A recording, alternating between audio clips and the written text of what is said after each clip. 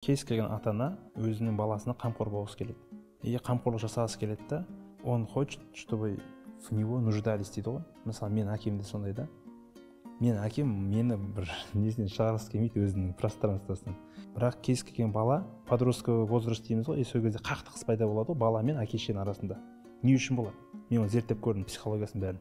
Түсіндім да. Не үшін қақтығыс болады? Өйткені сізді все время әкеңіздің, шешеңіздің айтқанымен жүрдіңіз. Енді сіз үлкен азамат болдыңыз, үлкейдіңіз, өсейдіңіз, сіздің күшіңіз бар, и вы хотите доказать, что я тоже могу.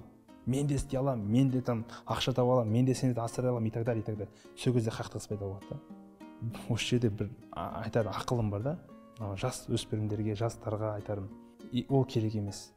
Не надо доказывать әке-шешеңізге сіз ақша таба алатыныңызды, сіз ордан күшті екеніңізді, сіз бәрін күшейдіңіз, сіз есейіп кеттіңіз, сіз ордан мықтысыз деген олар доказывать қажет емес.